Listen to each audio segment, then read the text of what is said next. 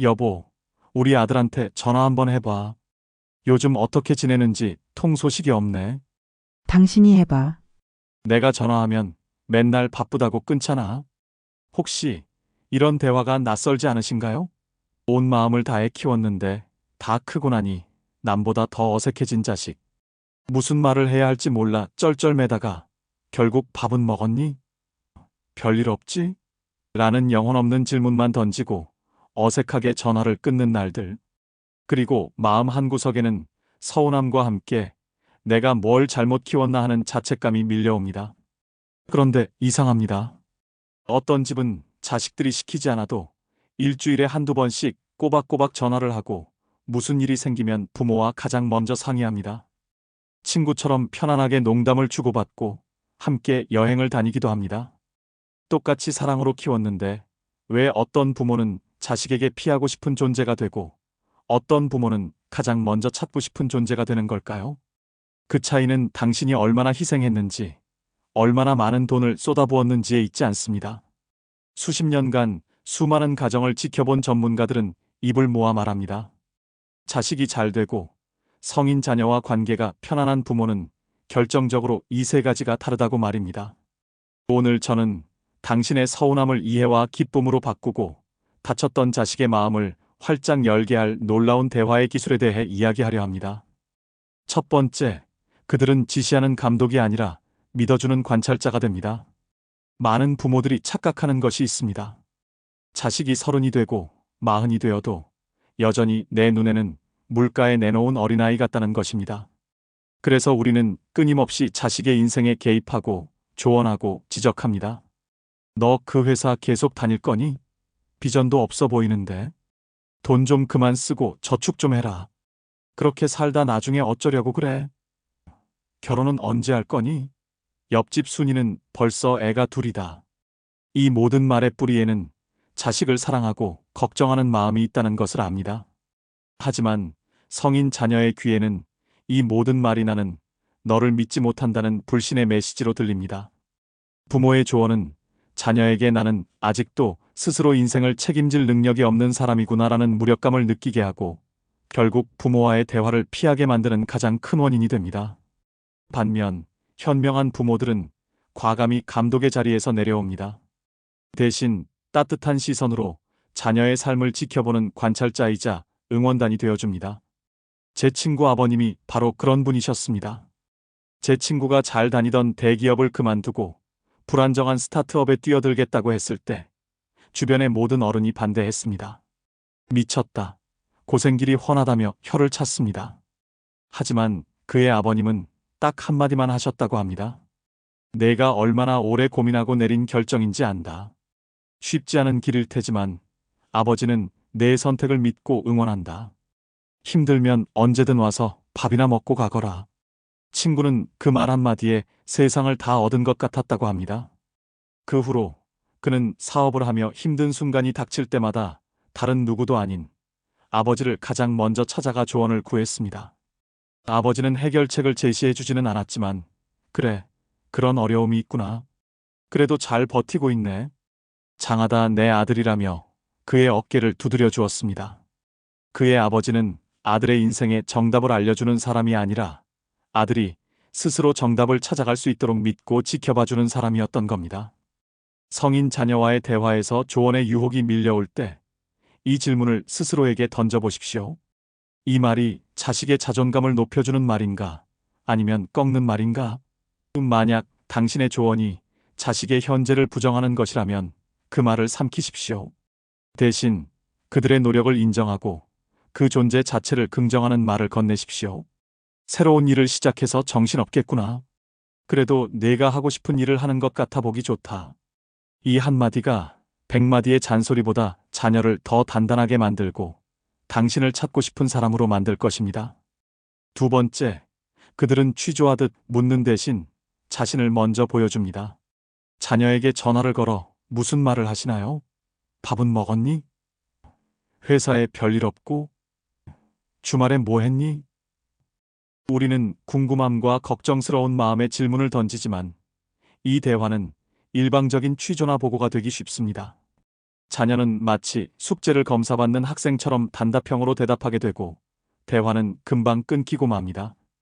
관계를 망치는 최악의 대화는 호구조사이고 최고의 대화는 자기 개방에서 시작됩니다. 현명한 부모들은 자녀에게 질문 폭탄을 던지기 전에 자신의 시시콜콜한 일상과 솔직한 감정을 먼저 드러냅니다. 얼마 전 한 어머니의 사연을 들었습니다. 딸과 전화만 하면 어색하고 서먹해서 고민이었던 그녀는 어느 날 대화 방식을 완전히 바꾸기로 결심했습니다. 딸에게 전화를 걸어 다짜고짜 이렇게 말했다고 합니다. 딸, 엄마가 오늘 동네 노래교실에 등록했는데 첫날부터 음치박치라고 놀림받아서 완전 창피했어. 그래도 어찌나 웃기던지. 나이 들어서 이런 경험도 다 해보네. 그러자 늘 네, 아니오로만 대답하던 딸이 처음으로 푸하, 엄마 진짜? 어땠는데? 라며 웃음 섞인 질문을 던져왔다고 합니다. 그날 두 사람은 한참 동안 노래교실 이야기를 하며 웃고 떠들었습니다. 어머니가 완벽한 모습이 아닌 허술하고 인간적인 모습을 먼저 보여주자 딸 역시 마음의 벽을 허물고 편안하게 대화를 이어갈 수 있었던 것입니다. 부모가 자신의 약한 모습, 실패한 경험, 소소한 일상을 먼저 공유할 때 자녀는 부모를 어려운 어른이 아니라 함께 인생을 살아가는 동료로 느끼게 됩니다. 그리고 비로소 자신의 속마음을 털어놓기 시작합니다. 자녀에게 안부를 묻고 싶다면 질문으로 시작하지 마십시오. 당신의 이야기로 시작하십시오. 오늘 동네 공원을 걷는데 내가 어릴 때 좋아하던 솜사탕 아저씨가 아직도 있더라. 문득 내 생각이 났어. 아빠가 요즘 서예를 배우는데 생각보다 너무 어렵다. 너도 회사에서 새로운 거 배울 때 이렇게 힘들겠구나 싶었어. 이처럼 당신의 일상에 자녀를 슬쩍 끌어들이는 것. 이것이 바로 보고를 공감으로 바꾸는 마법의 기술입니다. 당신이 먼저 마음을 열고 당신의 세계를 보여줄 때 자녀 역시 기꺼이 자신의 세계로 당신을 초대할 것입니다. 세 번째, 그들은 자식 걱정이 아닌 자신의 삶을 삽니다. 이것이 오늘 제가 드리고 싶은 가장 중요하고 핵심적인 이야기입니다. 많은 부모님들이 내 인생의 유일한 행복은 자식의 성공이라고 말합니다. 평생을 자식만을 위해 희생하고 은퇴 후 유일한 낙이 자식 걱정인 부모님들이 너무나 많습니다. 그 숭고한 마음에 경의를 표합니다. 하지만 역설적으로 이것이야말로 자녀를 가장 힘들게 하고 관계를 망치는 독이 든 사랑이 될 수 있습니다. 당신의 유일한 행복이 자식이라면 그 무게를 자식은 어떻게 감당해야 할까요? 자녀는 당신의 행복을 책임져야 한다는 엄청난 심리적 부담감을 느끼게 됩니다. 자신의 삶을 살다가도 이렇게 내가 행복해도 되나? 부모님께 죄송하다는 죄책감에 시달립니다. 결국 그 부담감과 죄책감을 피하기 위해 부모를 멀리하게 되는 것입니다. 반면 자녀와 관계가 좋은 부모들은 놀랍게도 건강하게 이기적입니다. 그들은 자식의 인생과 자신의 인생을 명확하게 분리합니다. 자식 걱정으로 하루를 보내는 대신 자신의 행복을 적극적으로 찾아 나섭니다. 평생 공무원으로 일하다 퇴직한 제 선배의 이야기입니다. 그는 은퇴 후 한동안 아들 걱정에 잠을 못 이뤘습니다. 30이 넘도록 변변한 직장 없이 아르바이트를 전전하는 아들이 너무나 한심하고 불안했기 때문입니다. 그는 아들을 만날 때마다 잔소리를 퍼부었고 부자 관계는 최악으로 치달았습니다. 그러던 어느 날 아내가 그에게 말했습니다. 여보, 당신이 그렇게 걱정하고 잔소리한다고 아들 인생이 달라져요? 당신 인생이나 좀 챙겨요. 그는 그 말에 큰 충격을 받고 그날로 평생 배우고 싶었던 목공을 배우기 시작했습니다. 처음에는 서툴렀지만 점차 나무를 깎고 다듬는 일에 깊이 빠져들었습니다. 작은 의자부터 책장까지 자신의 손으로 무언가를 만들어내는 성취감은 그에게 새로운 활력을 주었습니다. 놀라운 변화는 아들과의 관계에서 나타났습니다. 아버지가 더 이상 자신에게 잔소리를 하지 않고 자신의 삶에 열중하는 모습을 보이자 아들은 오히려 아버지에게 관심을 갖기 시작했습니다. 아버지, 이번에 만드신 거 정말 멋지네요. 저도 한번 배워볼 수 있을까요? 아들은 아버지의 공방에 드나들며 자연스럽게 대화를 나누게 되었고 아버지가 무언가에 열중하는 모습을 보며 자신도 더 이상 이렇게 살면 안 되겠다는 건강한 자각을 받았습니다.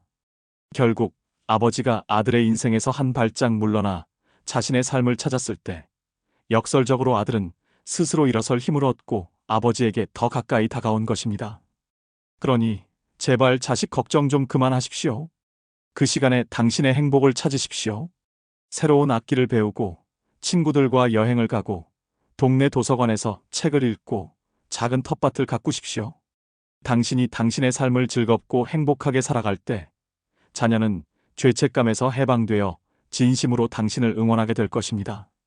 그리고 짐이 아닌 자랑스러운 롤모델로서 당신을 존경하게 될 것입니다.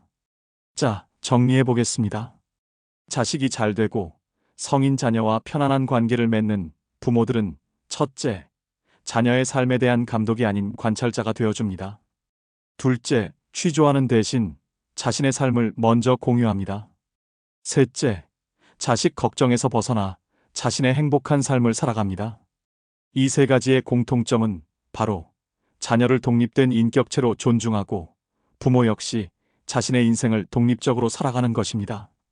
부모와 자식은 더 이상 수직적인 관계가 아니라 각자의 삶을 응원하는 가장 Mighty an ally, a horizontal relationship. 이제 서운해하고 자책하는 것을 멈추십시오. 그리고 오늘부터 당신의 말과 행동을 조금씩 바꿔보십시오. 당신이 변하면 자녀는 반드시 변합니다. 닫혔던 마음의 문이 열리고 당신이 꿈꾸던 따뜻하고 편안한 관계가 마법처럼 시작될 것입니다.